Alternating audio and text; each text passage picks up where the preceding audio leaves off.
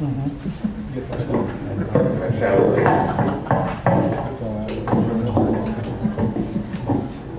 everyone here in the back? Okay, as Allison mentioned, oops, it's not going to work.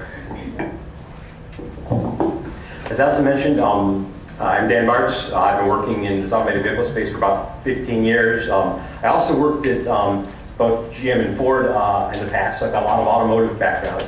And I'm going to talk a little bit about a topic that very early in my career kind of excited me because of some of the people I work with. And so this is kind of telling a bit of their story and a little bit about how I see the world, and I'd love to have any people's thoughts one way or the other as to what they think. But so I guess here we go. Interesting quote from PBS documentary, I think. I guess the clicker's not clicking. Okay, so everyone knows that the first automated vehicles were invented in 2005 for the DARPA Grand Challenge, and that automated vehicles are only it's going to happen absolutely within 5 years. There's no possibility that won't happen.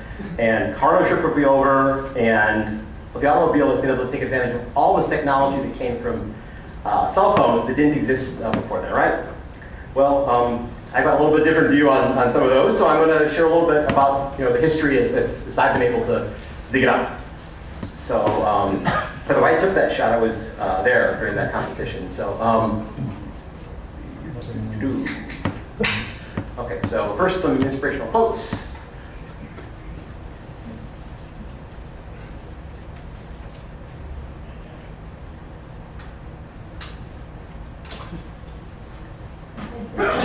Okay, I need to get a laugh in there somewhere. So, this is a friend of mine who mentored me when I was a co-op student at GM Research. By the time named Bill Spreitzer, and I started at GM, and he was this guy who was kind of around once a week, and no one really spent a lot of time talking to him, so I did as a co-op student at last free time. And he told me about this history of automated vehicles and the stuff that he did back in the 1950s, and why it's just a shame that this technology hasn't gone anywhere. And about working on jet engines for passenger cars and all this really exciting stuff. Gave me a lot of video, a lot of material I have here today, and really got me, inspired me to go into automated driving before it was even really cool. And Bill is in here the Firebird 2, which is a car that he worked on. It was the second turbine-powered car that GM had developed in a car that would be used in the 1956 Motorama video, where GM first publicly described how their automated system was going to work. So as we go back in time and see Bill Spreitzer back in his younger years, we're going to go back in time for this talk as well. So, I like history a lot, so I'm going to talk a little bit about the history before we get into automation, just to kind of set some themes. So the Grand Challenge made automated driving such a publicly visible thing. The first time people were aware of these horseless carriages was a race in 1895. The race had over 100 original entries. Only 6 vehicles got to the starting line.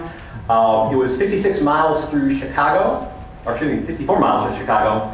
And after 10 hours and many stops for repairs, Frank Duryea crossed the finish line. So 10 hours to do 54 miles. And one other vehicle, or Benz, would follow him. All the other vehicles were broke down irreparably during the race.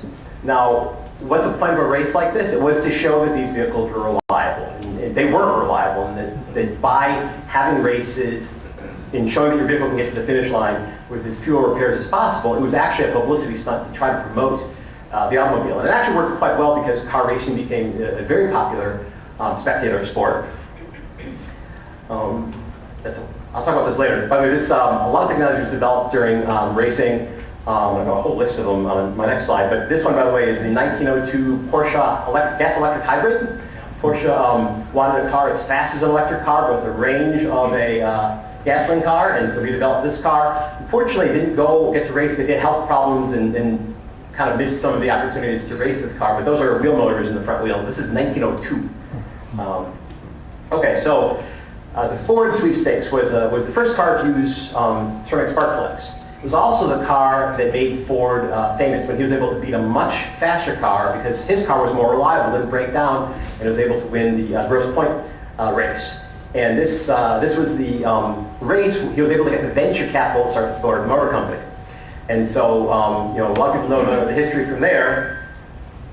But by the time we get to the 1908, 1910s, the Ford Model T is now, you know, in the process of selling, you know, a total 20 million vehicles that would sell. It revolutionized the automobile. High reliability, low cost, the lowest point $400, and you know, how do you compete with something like that? Well, a few years later, General Motors decided that they were going to take on Ford, not by undercutting them on price, but beating them on innovation, both in the technology, in the styling, and the business model. And some of the things that GM brought to bear was the first use of dealer trade-ins, where you can trade in your old car and get money on your new one. The first on-the-spot financing at the dealership, so it looked like you were paying less for your car than you really were. Annual model change gave you a reason to buy a new car this year, even though you bought one last year, because you have a year-old car. Who wants to be seen in a year-old car? The first industrial research labs, pretty much in almost any industry, had been developed to help spur this continuous innovation. Because you have a new car every year, it's got to have new technology. It's really exciting. And the styling guys really want technology to help them out. For example, this is one of the first cars to be available mass-produced cars to be available in color, because a fast-drying color paint had to be invented that could allow cars to be mass-produced and still be painted. Ford picked black because black dried fast, and that's why you had every color you wanted as long as it's black. Okay, so throughout the years, you see the car evolve, and you come up with new things, like concept cars showing up technology that isn't quite ready, but you'll see in a few years. So this is the vehicle eye job, and really sets the tone for what the post-war car is going to look like. If you look at, from 25 to 37, it's a pretty big jump, both stylistically and technologically. And everyone, only one thing is needed for safety, and that's a careful driver.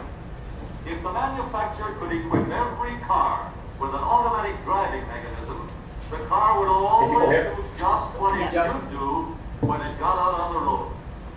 With such a driving control, the car wouldn't pull away from the curb without signaling or looking back for oncoming traffic. With such a driving control, the car would keep in line instead of weaving in and out of traffic. With such control, it would always get into the proper lane before turning. It would always obey boulevard stop signs. With an automatic driving mechanism, the car would stop before cutting into traffic. It wouldn't pass other cars on dangerous curves. And it would always come to a stop before crossing a railroad. Whether or not your car is the safest place depends entirely on you, the driver of the car. Okay, so that was a video produced during the 1930s. This is 1935. It was part of a series of videos. Many of them were trying to explain technology to the average layperson. How does a transmission work? How does an engine work? A number of different books, if anyone wants to look through these later, were published. This one, A Primer on Power, explains how do spark plugs work, how pistons work, how a crankshaft works, because, in the 1920s, 1930s, as people were being introduced to cars, not everyone was comfortable with change. In fact, most people weren't. And so a big part of what the auto industry had to do was get people accustomed to rapid change, get them comfortable with new technology, only a few years after it was first available. Automatic transmission, I think, was invented in the 36, or at least in the 30s, and that was a really controversial technology, but they did a fantastic job of explaining to people why they should buy an automatic transmission. Just a step back on, for people who are, from the automated control video, autopilot had been introduced in airplanes just a few years earlier. Automatic landing systems were being developed. And so ideas of going to automation for cars wasn't that inconceivable for the engineers in the 1930s.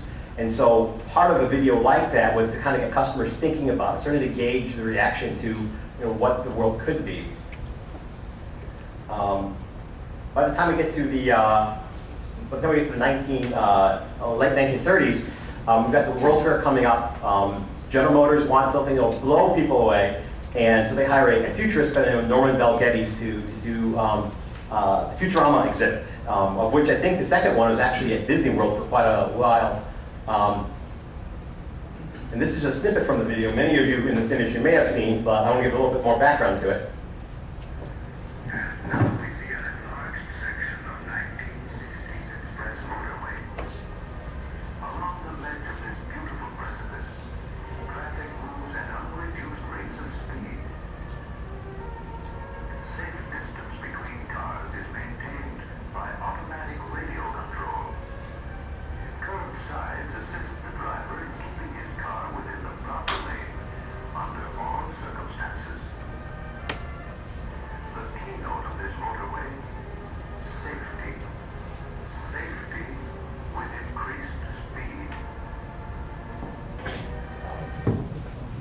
So one of the things that's not immediate for everybody in this video, but if you read his book, is the 3 sets of lanes are different speeds for different purposes. The 100-mile-per-hour lane is the innermost one, and that is for usually for high-speed transport or for just getting things coast to coast efficiently. And the goal was to be able to get products from New York to San Francisco in 24 hours. And if you had the right highway design and you could maintain 100 miles per hour, it was theoretically possible to do that in 24 hours. If you had automation. There's a 75 lane, which is a little bit more mixed, and then the 50 mile per hour lane was for the scenic routes that took a lot more meandering, travels places and places people would want to see, not just the most efficient way to get from point A to point B. The Futurama exhibit had these big dioramas showing what highways of the future would look like, cities of the future. It was interesting here how he would separate sidewalks. You can see in the bottom corner, sidewalks are elevated above the roadway so that you never have to cross the roadway at grade. This is very similar to how the boat trains work in Japan. There are no at-grade crossings. And so safety between cars and humans colliding wasn't really an issue, at least in the city context in the visionary world of Bell Geddes. Also, one of the things he realized, and I think this is a really important idea to understand, is that if you automate, you don't necessarily get a whole lot of benefit if you only automate, or if you only get high throughput on the straightaway sections of the highway. That it's really about identifying and addressing bottlenecks that was the key to improving the flow. Because highways flow pretty nicely if everything is going well, but when you have off-ramps and on-ramps, when you have merging, that's where the bottlenecks happen and that's where most of the traffic happens. So what he did is he took the 75-foot turning radius of a conventional cloverleaf and made it to a 1,000-foot turning radius so that you could maintain 100 miles per hour going on the on-ramps and off-ramps, in his vision of the world. He also would say the highway should never go really close to the cities because then you're going to get the traffic issue. You have to have proper feeder routes to bring all the traffic together.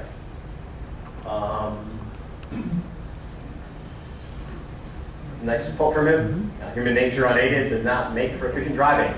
New York Times, 1940.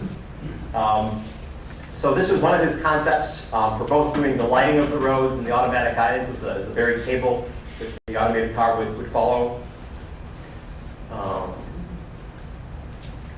But in these cars of 1960s and the highways in which they drive, remember he's writing this in 1940, will have in them devices which would correct the faults of human beings as drivers. They would prevent the driver from committing errors.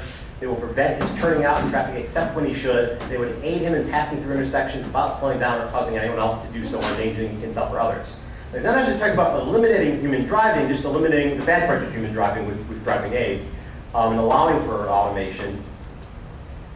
So then he also talks about further development of this system along the lines of car-to-car radio hookup might be used to advise the driver during the intersection of the approach of another car or even maintain control and speed spacing in the same traffic lane. So he's talking here about a lot of the platooning type ideas with car-to-car radio. He also talks about, it's kind of hard for you to see, but this is an unsignalized intersection where cars are coordinated over radio and they go through the intersection without stopping. And this concept has been talked about recently, but this was 1940 that he was talking about this, and he was explaining all the dynamics of how that would work using car-to-car radio. So trying to get customers excited about technologies.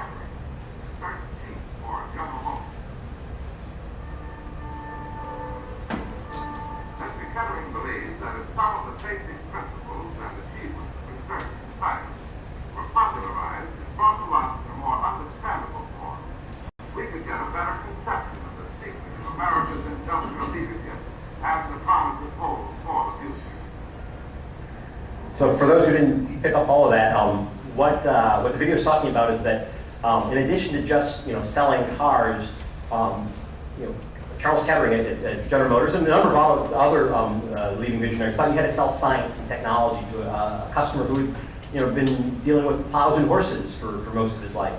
And so there was a pretty big effort at Outreach in terms of the basics of science. And here is a book written by Dr. Kettering, Short Stories of Science and Innovation. There was also a radio show on, I forget if it was weekly or monthly, but where it's not about cars, it's about the history of inventions over time and why progress is important. And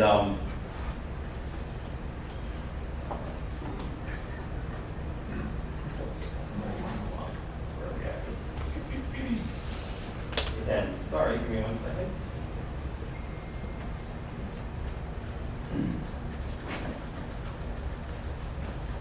Apologize.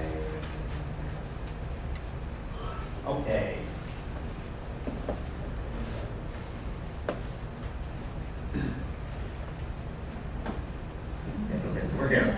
World War II happens here. So, 1939, right before World War II, the world is now involved in war, and it's devastating. It's a really horrible thing. Tens of millions of people die.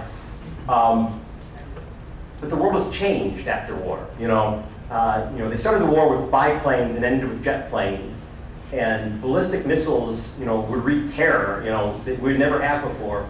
And the invention of the computer also helped lead to the invention of atomic power, the ability to harness it. And the world after World War II was a completely changed place. And these technologies would actually drive the next generation of automotive research. You could see directly comes from World War II. So this is the Firebird 2 I mentioned earlier. There was a Firebird 1, which was also a jet-powered car, but using a natural airplane engine. This is the first automotive turbine engine designed specifically for fuel economy and roadability. It's a 4-passenger car. If you read the essay paper on it, it's fantastic. Body is made out of titanium, and one of the first cars in the world to have disc brakes and really, really innovative automobile. One of the first active suspension systems. It was also a PR piece for the 56 Futurama exhibit. Motor exhibit.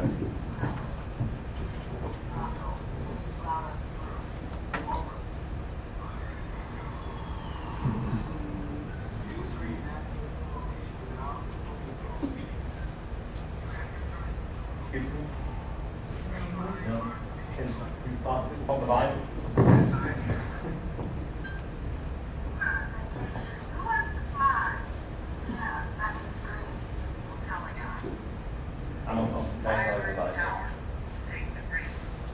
Move to electronic control strip in center lane. So some of you may have seen this video. There's an interesting part that gets usually edited out, but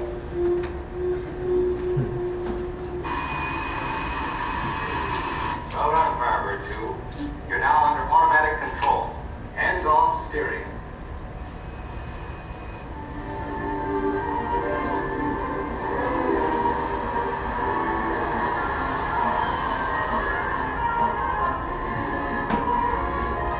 Here we go on the high-speed safety lane.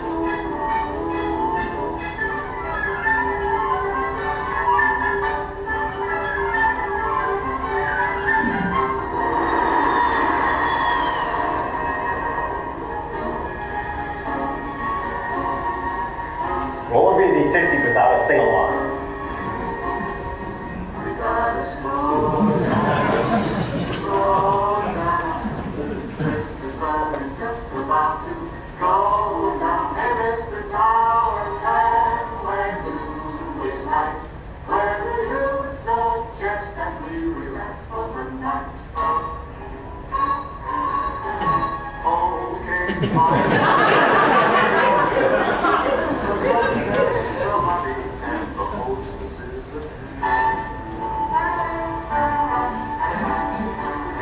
this is a video phone. This is like FaceTime in their car. Could it be modern travelers want to be a guest? We have pushed buttons, living and it's very fast. Since automatics we've controlling every step, and every digested food is cooked by infrared. If you're going to see the rest of it, it's on YouTube. I just thought most people haven't seen the musical portion, and so it's actually pretty interesting because there's a concierge service, there's video phone in the car. You know, it's a visionary piece. It wasn't practical at the time, but it showed what they were thinking. And the underlying technology that the video is really focusing on, the automated electric highway, had actually been developed several years earlier by RCA, 1953. By the same gentleman, I forget the name, but the same guy who developed the picture tube for television. And RCA eventually worked with General Motors. And but this is a General Motors project called Unicontrol. It's the first drive-by-wire system. Airplanes didn't have fly-by-wire at this point. It would be several years later on another General Motors collaboration that you would have fly-by-wire systems. But the first drive-by-wire system was developed in the mid-50s. And you see there's a buried wire under the road telling the vehicle where to go. Now, General Motors is doing a lot of this automatic guidance. During the same time, a lot of the other automakers are working on other aspects of either automated driving or active safety technology. Namely, Chrysler was working on collision mitigation braking and adaptive cruise control using radar. Bendix was also developing their own automotive radar. Radar had been developed, small radars had been developed earlier in the 40s for police radar guns. And there was even a New York Times article that had the scoop that radar was going to be introduced in the 1947 model Cadillac, which it didn't actually happen. So the technology is actually happening quite a bit. Ford's working on car-to-car communication, car infrastructure communication. So these ideas have been around for quite a while, just using different technologies. A lot more vacuum tubes back then. And speaking of vacuum tubes, there's some of them. This was a partially vacuum tube vehicle. Most of the actual guidance was done with transistors, but vacuum tubes had much better control characteristics, and they're also faster. And so, you had this mix of computing technologies. Keep in mind, General Motors at this point, like many of the automakers, was one of the most prominent research labs in the world. General Motors had developed the first computer operating system. They developed the first computer graphics system in the 50s. And so they were kind of a really leading edge computer developer as much as they were an automaker. And if you think about the parallels today with computer companies who are trying to get into automation, it wasn't that unheard of that cars and computers go together. There's a lot of interesting papers on stability control from the 50s and electronic stability control, how you do it. This car actually had an electronic stability control system. I'll talk about later. And here's the car being pulled together. This is another Firebird. This is another turbine engine, more advanced turbine engine. Very drastically different shape of car. You can see that the center console has the joystick that they had talked about earlier. And there's the buried wire pickup. Also, there's one main headlamp that's fluorescent. They're trying to get efficient back then with highly efficient fluorescent lighting. Never took off in car headlamps, but it's a really cool thing to see in video. And then here's a little snippet about the highlights. I cut this down from a really long video, so. The original engineering features have been incorporated into this chassis. The frame, for example, with its rigid spine and wishbone construction to accommodate the passenger and engine arrangement. And the unique front axle and steering mechanism made possible by this fully powered control. Unicontrol is a new concept in steering, designed to simplify your driving task. This system uses specially developed electronic computers to control hydraulic power servos which actuate the brakes, throttle, and steering. Push forward to accelerate, steer left or right. Pull back for braking. Rotation of the control knob selects forward, reverse, or park. There is no mechanical connection between the control knob and the front wheel, but car motion feedback is supplied to the driver by the mass of the knob.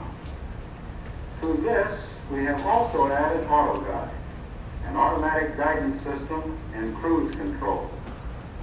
2 pickup coils mounted under the front of the car straddle a current carrying wire embedded in the highway. The coils receive signals that are fed to the steering system computer in the electronic control and electric power center. The electrical signals are converted into hydraulic power at this servo valve manifold to guide the car along its course. You guys are probably as fascinated as I am. This brake mechanism and a new anti-skid device gives unsurpassed driving security. To give Firebird 3 a smoother ride and better roadability, the research laboratories have designed a high-pressure, air-oil suspension system in which the front and rear springs are interconnected to suppress pitching motions of the car. These springs are connected to the large axle tube here. Independent suspension. The wheels are driven by short shafts from the chassis-mounted powertrain. This is the WorldFire GT305, the most compact, efficient gas turbine automobile engine today. So, get ready for a ride in Firebird 3. You are here. Squeeze your sonic key and sound waves open the door. I love that interior, you know. The sonic key is also used to start the car. First, the small accessory engine. Then, the gas turbine. Brake flaps provide additional braking. You're ready now for the driving thrill of a lifetime.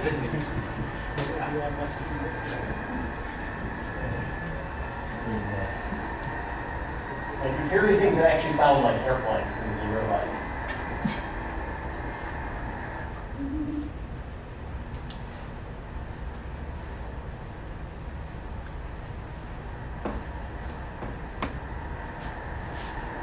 Want to sit back and relax? Well then, set in the speed you want to drive and switch over to automatic guidance. Release the stick and Firebird 3 is on its own, receiving its commands from a wire in the road.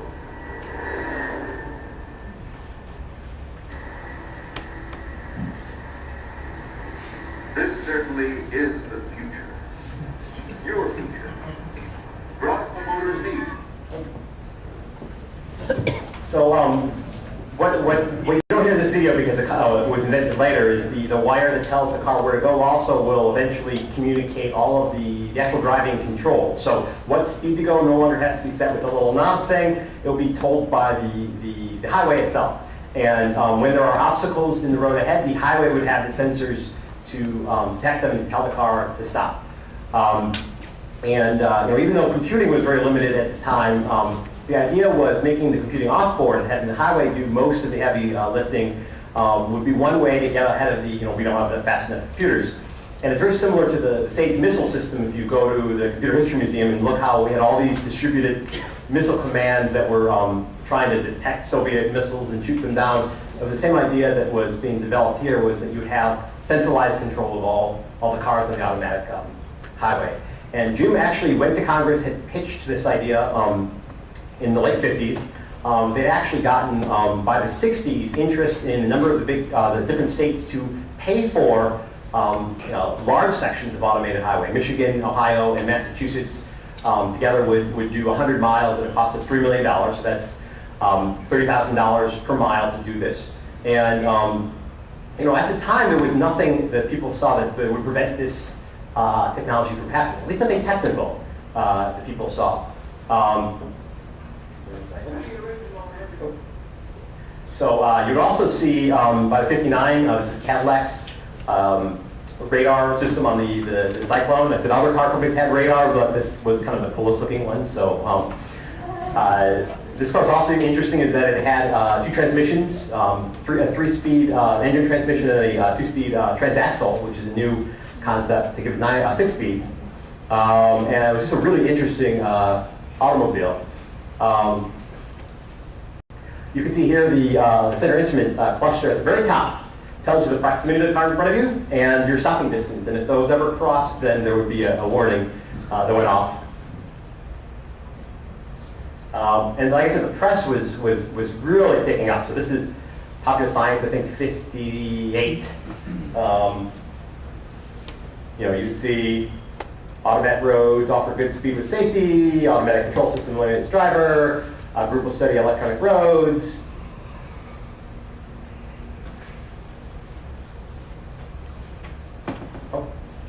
So, you know, this is just New York Times and one other magazine I was looking at because there's not a lot. It's very hard to find this stuff electronically. And going to libraries, most libraries don't hold materials going way back. I actually had to go up to Berkeley to find a lot of hard print material because nobody keeps these, you know, magazines and newspapers from the 50s. But you would see things like Pageant magazine, which covered beauty pageants, would talk about automated driving. So you know, the press was out there. I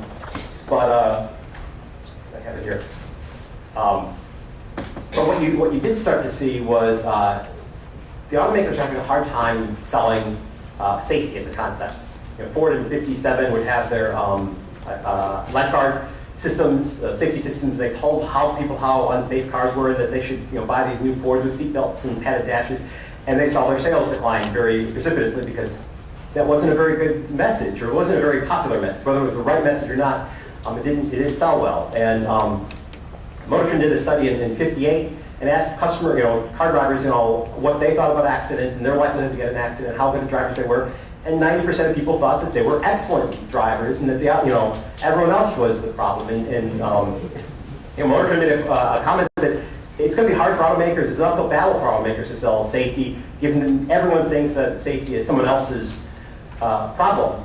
And so, they hadn't really gotten the convenience message. They hadn't gotten some of the other aspects as a sales pitch. Now, they hadn't done the work they had done before the war in terms of convincing people, explaining to people the technology, how it worked. People were against technology they didn't like, or were afraid of technology they didn't like. They didn't trust it. So this is from Business Week 1958. Many drivers are unwilling to turn over full control to a black box. And laws would have to be passed to make this legal system anyway. But it talks about how people didn't trust the automated systems. Even if the engineers had the best data, it's getting people familiar with breeds comfort. And that was one area where these automakers were so far ahead of their time that they had kind of lost that, in my opinion, kind of lost that touch. But anyway, by 1964, General Motors had decided to use its resources elsewhere. And it started working, the engineers working on the auto guide system were moved, a lot of them were moved to Santa Barbara, California to work on the Apollo program. GM designed the navigation computer for Apollo. They designed the guidance system for the Apollo missions. They also designed the lunar rover. And so this is the center console of the lunar rover. And notice any similarities? So there are 3 vehicles in the solar system that are, very useful vehicles that had this control system, but it didn't go much beyond that, at least for quite a while. And there's some other cultural things going on that made it hard for the automakers to get the message across. By the way, besides that, one technology that did sort of get there, was the William Alden developed what he called the Self-Transport Systems Corporation, the STAR car.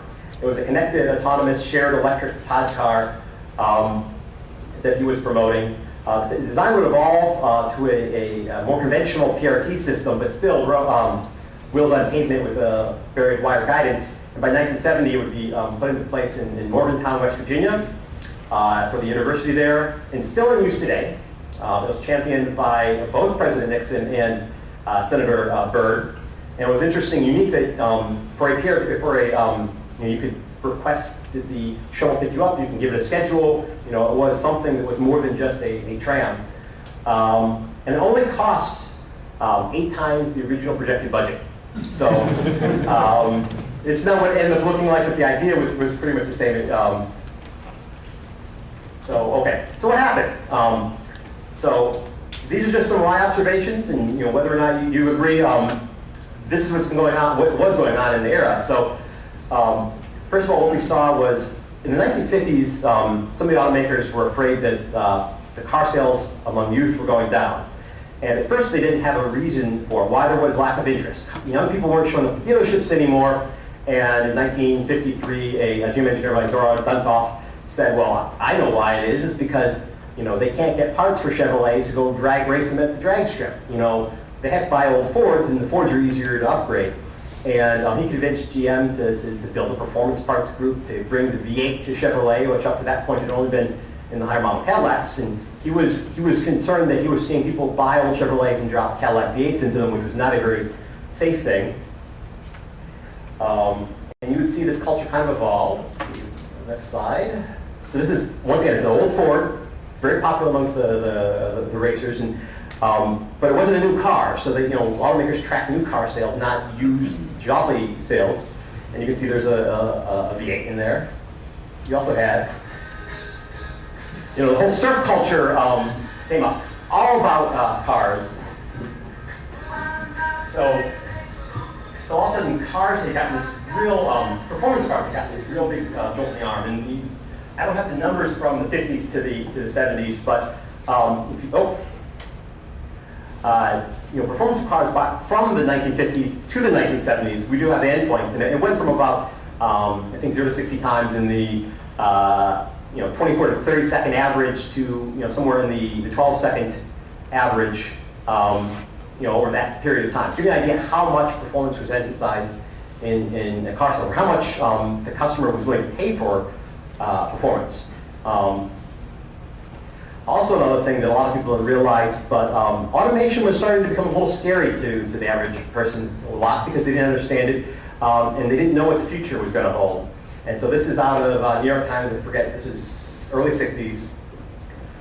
So you start to see articles like this in the early 60s. Now, most of this is about factory automation, but automation in general was getting a bad name. And agricultural automation, which had been one of the leading areas of automation, almost all the research dried up because of the fear of the backlash. And it was such a big deal that that by 1964, President Johnson set up a panel, Blue Ribbon Commission on Technology, Automation, and the Economy, to study whether or not automation was going to destroy jobs, whether it was going to be a big impact to the economy. And there's a lot of people saying that America was done if we went to automation. There's a lot of people that said America would be awesome with automation. But in general, it wasn't a good time to be promoting automation for any purposes. You weren't very popular among a lot of constituencies. And so I believe this is kind of some of the context that influenced some of the thinking. One technology that did get a little bit further into the late 60s and continued to work through the 80s was a driver's aid. This was the experimental route guidance system from 1967.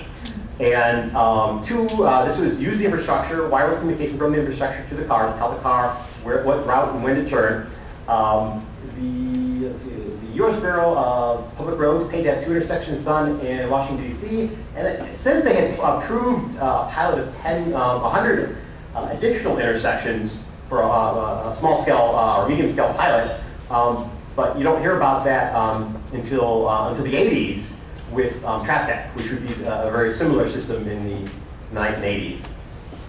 So you're starting to see some of the basic ideas, and you do see a lot of research being done in routing in the early 60s. A lot of the fundamental algorithms that computer scientists use, like Dijkstra's algorithm, were developed in the early 60s. Ohio State continued working on automation through the 70s. Robert Benton really was a big advocate for the entire time. He never lost faith in the technology, and this is one of the Ohio State vehicles. And of course we get to the 80s, and well, you know, we do have some of these guided vehicles on without rails, but this is General Motors concept. This was called linear motors, but then we get to the 90s.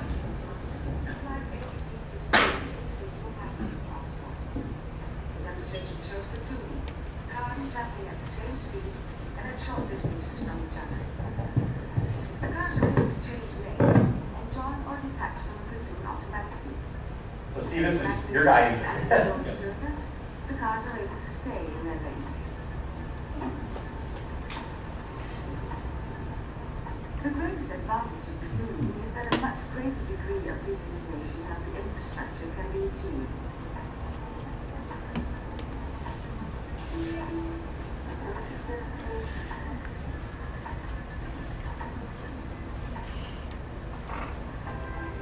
The European Safe Project makes a contribution towards increasing road safety. A complete detection system has been developed to signal drivers' loss of attention or abnormal driving behavior. In case of driver impairment, the system warns the driver and other road users and then automatically parks the vehicle at the side of the road. This is the safe harbor concept.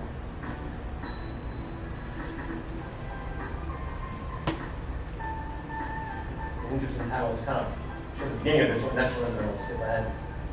Oh, one more. A completely automated form of collective passenger transport is the park shuttle, an unmanned people mover that can travel on normal roads.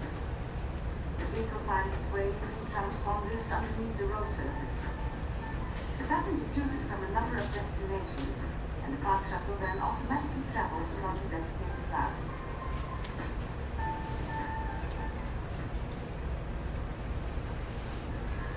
The European Chauffeur Project works on an electronic link between two trucks. Only the first truck has a driver. It is intended that the trucks will be able to travel at speeds of some 85 kilometers per hour and at a very short distance from each other.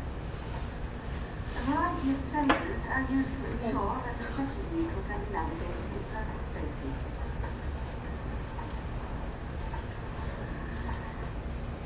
And this one, timeline. And I bumped past the 80s, but there was really a lot of work being done in Europe in the 80s. There was the entire Prometheus program, which I think was close to $1 billion.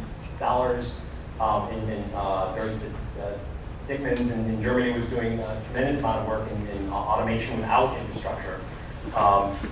But by the time we get to the 90s, we're starting to talk a little bit more about vehicle-centric technologies, not infrastructure-centric. And maintain your position in traffic. Now that would be real driving convenience. That may soon become a reality with advanced technology developed at the General Motors Technical Center. Operating the system is just slightly different from today's cruise control. Once the cruising speed is set, you select a comfortable distance for the system to maintain between vehicles. As you approach a slower moving vehicle, your car automatically adjusts its speed to maintain the preset distance, allowing you to pass if you wish and resume your previous speed. If a cutoff occurs or the closure rate is too fast, an alert sounds so that you can take appropriate action. Adaptive Cruise. GM is setting the pace for safer highway driving. These vehicles are steering themselves with the help of two Like I said, there's a lot of work going on in this area. I had access to these videos because I worked with GM. And this is kind of what I grew up with, but there was not to put down any other work that was going on. This is just the work that I was familiar with. I got to hear about this at lunch all the time. And locks into the lane. An alert will sound if the vehicle wanders out of its lane and can warn the driver about obstacles that lie ahead. This lane sensing system. Anyway, so let's skip ahead. We also had programs like the NavLab program at Carnegie Mellon, the No Hands Across America, where they had an automated vehicle drive. The vast majority, I forget, it's the high 90s percent of the time, using just onboard sensors. You had the path platooning program in the 90s, which was actually largely the government saying, hey, we want to do the stuff we talked about back in the 50s, we want to do it now. And this used the very magnet technology, brought on board radar technology. And I believe, was it, they had car-to-car communication? All the cars were communicating. Okay, so car-to-car communication, which is a common theme. We're seeing a lot of it, but here's actually working. And Steve could probably answer better what happened on the out years, but interest kind of died away for a little bit. And there's certainly stuff going on. What you're all seeing is some production launches. This is the first car to get adaptive cruise control. That wasn't a very good adaptive cruise control, but it was a very early LiDAR system. But then you would see Jag and Mercedes a few years later, and eventually Cadillac and a number of different other automakers. But you're starting to see some of these sensors actually make it to production. So this is actually starting to look a little more hopeful than seeing this pattern over and over again of getting excited about the technology and then dropping back. Nissan, our lovely host here, brought out the first lane keeping system in the world on the 2001 Sigma. And these technologies got a foothold, and they were able to stay around long enough to keep going. There are a lot of other technologies in automotive history that get out there and we're not ready for them. Case in point, back in the 60s, Ford had suggested as an alternative to the GM vehicle-to-car and vehicle-to-vehicle communication system, their own Ford safety radio, which was effectively CB. And CB did become a production technology based on that research, but then it went away. The technology wasn't good, it wasn't useful, the customer didn't care for it. I don't know because I never studied CB radio sales, but other technologies came and went. But this technology is looking like it's got some staying power. I've got both adaptive cruise control and lane keeping in my personal car, and I love them. I think they're awesome. And then we get to the dark channel. So even though this is the event that really made automated driving really popular, and I would argue that the fact that it was a race, one of the first really publicized race of automated vehicles is what drew people's attention. And I think that having competitive type events like this both drive technology and also drive interest. If you think about how many people watch racing events, people talk about, soccer is so big, or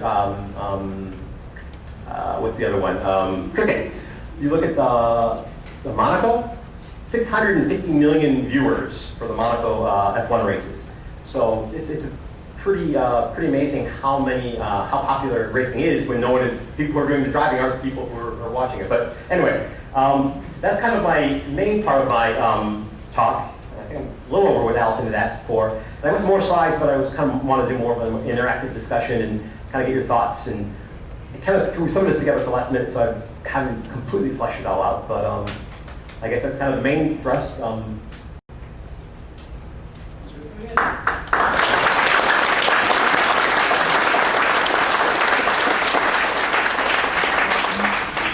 I mess anything up? Since audio is being recorded, let's please wait for the microphone to come around.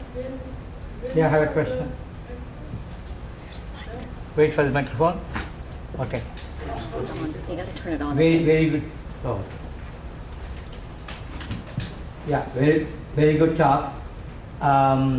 Very interesting. Lots of good videos that I wish I had watched all through before in my life. The intellectual property, patent, etc. What was the hurdle that the different companies faced when all of them were trying to do similar to other and so on over time, with multiple car companies that existed and that still exist now? What was the issue? So I haven't had a chance to do the patent research myself. Sometimes in technology I'll do that. I did not see it ever come up, patents being brought up in any of the either news literature or the research papers. Some of the work along the years was federally funded, and so the IP issues wouldn't have been as big an issue when there was federal dollars being put in. But I think there was also the thought that that once the technology had gotten out there, that everyone would have to have it, so it couldn't be a monopolizing type of patent. And already at the standpoint as it was, GM was already worried about monopoly issues in the 1950s and 60s about being broken up. And so... so there was an agreement between the companies not to I don't know that there was an agreement, but I would imagine that it appears that there was no I will conflict. see that in USA, right? Yeah. So you want people to compete and so on, and at least the guided wire concept, once it is done, everyone else is using it. Yeah. And what are the deals? Did they have different techniques to do the same steering, automatic cruise control? Was it all different? I'm still looking at and I'm trying to understand what went through. It cannot be a national consensus in a country like USA. China probably yes, right? Here it would happen. So there was a lot of optimism in the 1950s that it could happen. If you read the material at the time, you're trying to look at it step by step. In fact, there was big discussions involving, I think it was insurance companies and state highway organizations about, there was one very colorful gentleman who said, if this technology is not on the road in 5 years, it's because it's a conspiracy to keep it off the road. And there was a big argument between whether we should have full automation first and just skip any type of driver assist, or whether driver assist really would help. But I think there was pretty much agreement that the technology should go forward. And there didn't seem, at least from the research that I read, to be any patent posturing at that time. I don't think that was necessarily the character of how automotive research was done at the time. But it's, what was interesting is how open automakers were with what would now be considered closed ideas. Like, I'll put this up here. General Motors did their entire reliability analysis on their system and published it. Where's my cursor? Publishing is okay after the IP, right? Not before. Well, no, for reliability, Training, yeah. today you would never publish your reliability data as an automaker. But this isn't the numbers, but they did the numbers. But this was basically what would be a fault tree today that General Motors published before fault trees had even been invented. And so they went through and explained all of the redundancies and how they would work and what the probabilities were. And this type of thing would normally be considered a trade secret today, but at the time it seemed to be much more open with sharing. I can't tell you about IP stuff because I'm not an IP person, and I didn't study the patents of the time, but you didn't see it show up in any of the literature or the papers. So, another question here? Yeah, actually, you just answered my second question, was there much engineering in anticipation of failures? But my first question was, in the timeline when you're looking at things, did you see a bump around the early 60s when the unsafe at any speed native came out? So the early 60s, you did see a lot more press on automated driving, a lot more focus on we have to do this because safety is really important. So I think that would, I hadn't thought of it, but that would certainly play into that. So the press certainly spiked in the early to mid 60s, even as the automakers were starting to pull back. And that may have been part of the decision to pull back. Now that I think about it, I was trying to figure out what's all going on in that era, but certainly the reliability had been something that General Motors had spent a lot of time looking at. Their engineers had done a lot of control systems in World War II, and would, like I said, would do the guidance system on the Apollo, which really set the groundwork for reliability engineering. And a lot of the tools that we have now from reliability engineering and safety analysis come from this era. Also, this fly-by-wire system used on the Apollo, you can trace its heritage to some of the work that was done on the GM Firebird. Aviation fly-by-wire really wouldn't take off as a research field until the mid-60s. And GM was starting this work in the mid-50s. And like I said, I don't know the impact, but I think that's one of the things we've got to consider when we try to assess why did the interest drop off. And certainly Ralph Nader's book both seem to have a positive spike on the press, but would be a negative spike on the automakers in terms of their interest in working in this field, possibly. Ralph? Oh.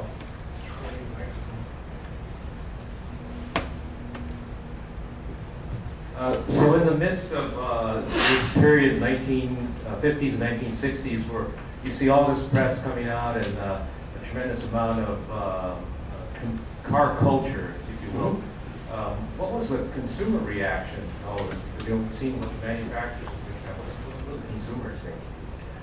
Good question.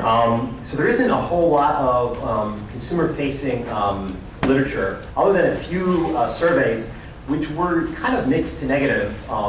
Just so I mentioned this earlier, is the trust and the lack of control.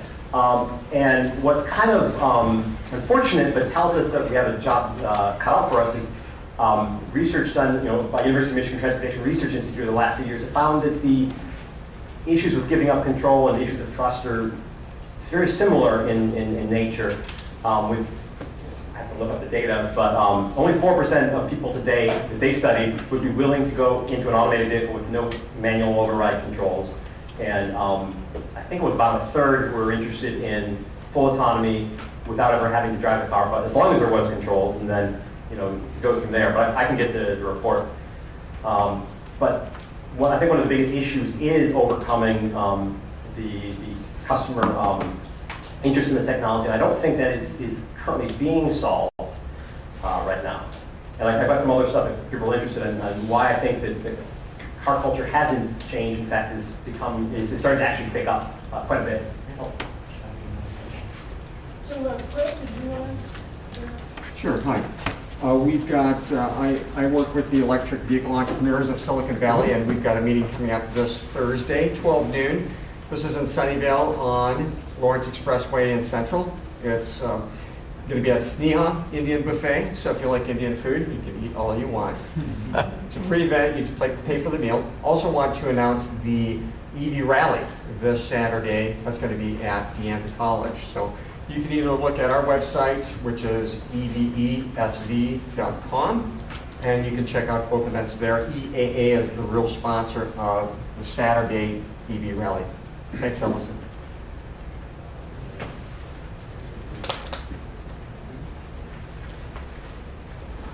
I just have a question, a comment about what I read in the news in the New York Times. I don't know if you've heard of this, but the automakers are planning to have automatic avoidance collision to prevent rear end. Have you read about that? Yeah, so I've actually got it on my car, and I've worked on the feature in the past. So when, over the years, when these active safety features have been released on low volume cars, the NHTSA tends to study the effectiveness. And some turn out to be really effective, and some actually make things worse. And one of the ones that turned out to be really effective was automatic emergency braking. It's much more effective than the collision warning systems in terms of reduction. And so you started to see a trend, first in Europe, where they were making automatic emergency braking mandatory on trucks. And then you started to see automakers roll across their vehicles. Each system works a little bit differently, so it'll be interesting to see where, if there is federal guidelines, where they end up, as to like what speeds they have to work at, what G-forces they're allowed to brake. But that's a technology that is not necessarily being driven by customer demand, but it's being driven by the fact that it's really effective. And usually the government will come and mandate it. The government will mandate it if there is enough data over years. And it usually takes about a decade of actual deployed systems. The first collision mitigation, fully automated braking systems came out around 2006, 2007. I think Volvo City Safety was launched about that time frame. And so there's almost a decade of data to see whether the technology actually works in the real world. ABS, as it turns out, was mixed. ABS would increase accidents under a lot of conditions, and they decided not to mandate ABS.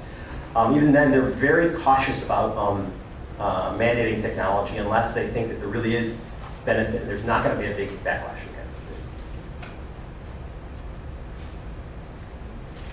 it. Google just got a new leader for the program. Is there a projection in terms of when this might be reality in larger scale? Is the self-driving cars on the road? So I can't speak for Google, but not the Google, but in general, the industry adopting. I think it really depends on a matter of degree. So you are seeing traffic jam assist type features are being launched right now. I think there are cars right now you can get them. And high levels of automation or mid levels of automation you'll see fairly soon.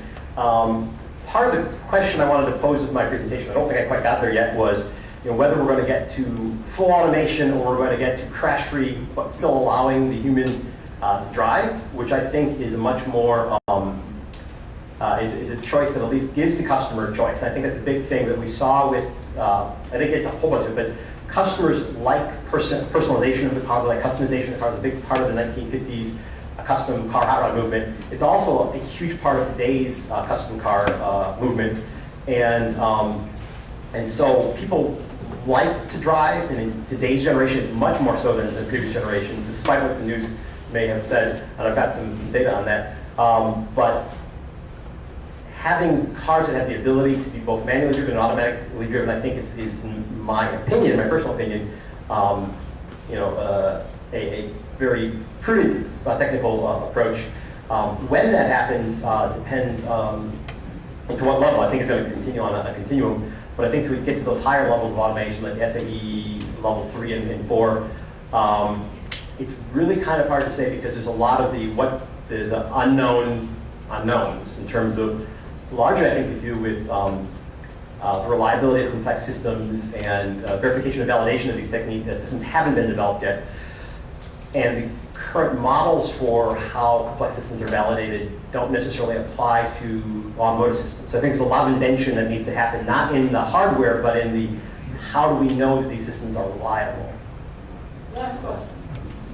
So both in the late 1950s and early 1950s and now we have the development of new technologies that seem to make self-driving cars almost reality, at least technically feasible. Yeah. You have the press jumping on this and saying this is going to happen quickly and it's going to be amazing. Is there any similarities or big differences in the way the press has been covering this now versus how it was covered in the heyday of the self-driving car? So at least from the limited sampling I did, it seemed actually very, very similar. Unfortunately, I didn't have access to a lot of magazines from the 1950s other than the New York Times and a handful of ones that were at PAT, so I wasn't able to tell how broad the discussion was, but certainly, Popular Science, Popular Mechanics covered it, the New York Times covered it, even though I mentioned Pageant covered it. I don't think that the coverage is a big differentiator. In fact, I think that's one of the similarities I was trying to call attention to. Also, you are starting to get some of this automation anxiety start to show up, and I don't know if that's going to continue or if it's just kind of a passing thing. But there are some similarities in that regard. And then also, like I mentioned, the custom car culture is I've got I can show you some interesting slides, but it's really starting to take off. And just one case in point, it's not really data, but the third grossing movie of all time was Furious 7, which is a custom car movie, custom cars. And the customization business is now larger than it's ever been, at $36 billion.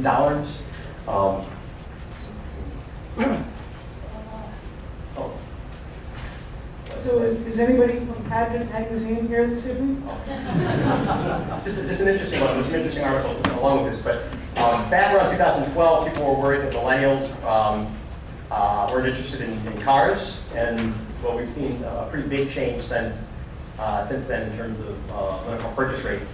Largely due to, I think, the economics have changed in the time period, and also I think the nature of the cars that they're buying. A lot of the cars weren't available. Mid-size pickup trucks, which are very popular among millennials, weren't really available in the early 2010s, as are a lot of the performance cars. There's a lot more performance cars available. It seems to be really popular. So I wouldn't count on dropping interest in cars being the reason we can just assume that everyone's going to accept automation. I think we actually have to work at evangelizing the technology. We have to go out and not just be the engineers, but also be the people who are getting people excited. Very good. Everybody has their mission statement now. So with that, I'd like to wrap up the formal portion of this evening's meeting. We'd like to thank Dan very much for an entertaining and thought-provoking presentation. On behalf of Nissan, I present you with this polo shirt. Thank you. Hopefully it's the right size. And thanks everyone for coming. We invite you to continue the informal discussion. We invite you to the Transportation of the Future event on October 14th and our October 19th talk about ECU engineering and the CAN and VIN buses inside the car. And with that, we'll call the formal proceedings to an end. Good night.